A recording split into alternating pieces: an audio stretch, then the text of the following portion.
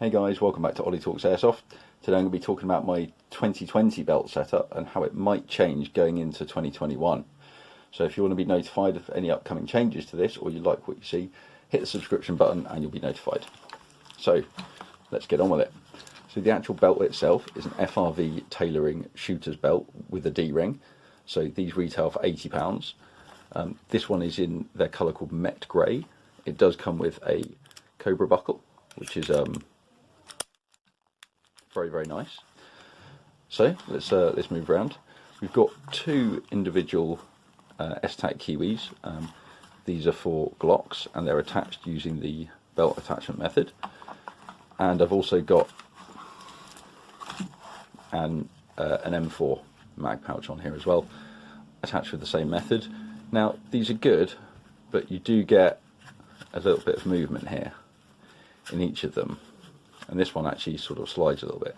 So what I'm thinking of doing is, esstac do sell one of these where they're all three are connected, so I think that that's going to reduce any sort of play that they get. I mean, there's not a huge amount, but sometimes, you know, that can be angled there, you know, and this can be angled up, so sometimes it's a little bit annoying. And I used to have the molly clips, or the malice clips, sorry. Didn't really help, still had exactly the same problem. So I think that's something you're going to get. So that's something that might change. I might try and get an all-in-one system there. Next up, we've got the Blue Force Gear dump pouch. This is ultra lightweight, ultra slim. Pull this and it comes out. All I've done on here is made a giant knot here. So because this is over my left arse cheek, I can reach back, grab the knot, and just give that a yank, and it's gonna close this up. So that's it's good, but it doesn't get a lot of use. Simply because I use a lot of gas mags. Pardon me. I use a lot of gas mags. They can get really heavy, so often end up putting them down next to me. So this may not stay on the rig. Next up, so these two things kind of go together. I've talked about this before. This is a Safariland ELS, which is the equipment locking system, and it's attached on here. I can't remember, I think it's a Bladetek attachment, and then this is what I actually use to hold my grenades. So this particular one is designed for the Dynatek BFG, and because it's timed and it has a pin, I actually have the pin on a retractable lanyard, so that when I where are we? So I can clip that on. When the pin is obviously in the grenade, like so,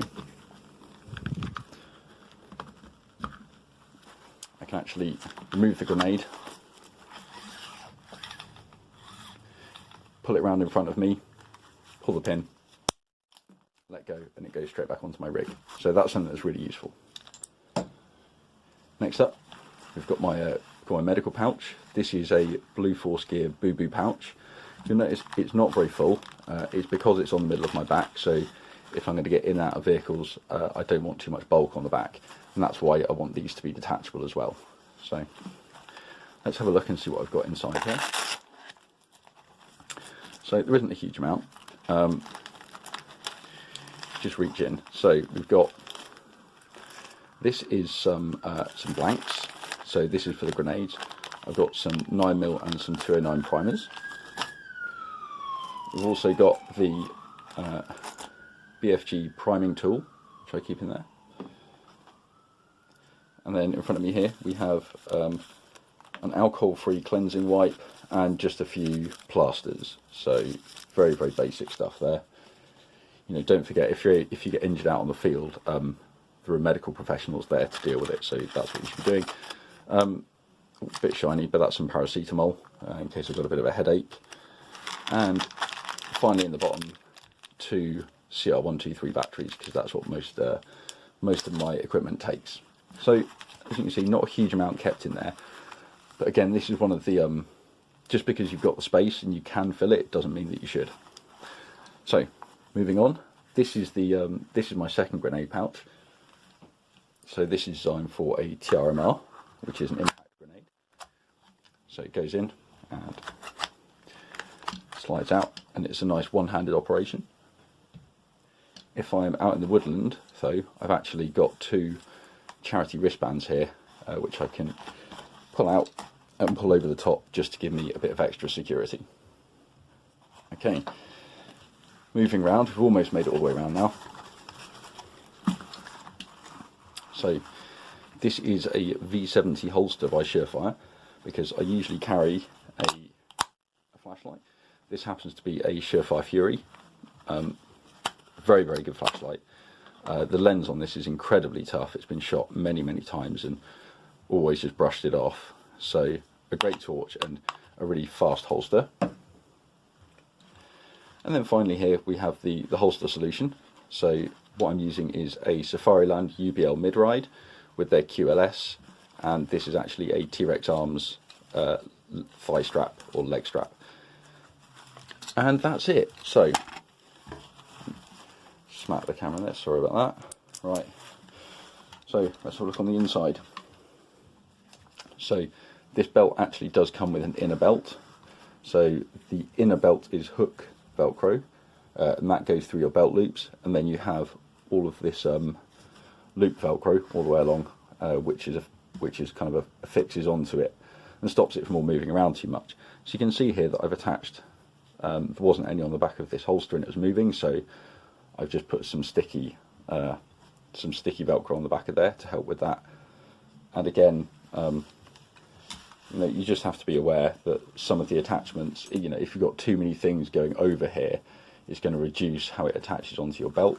I must say, a lot of the time I actually run this without the inner, and just run it straight up, kind of as it is. So what I'm going to do now is I'm going to put this on and give you a quick demo of how it actually looks. Right, so hopefully you guys can see this is how the belt fits. Apologies for the belly, it's a 32 waist. So sidearm,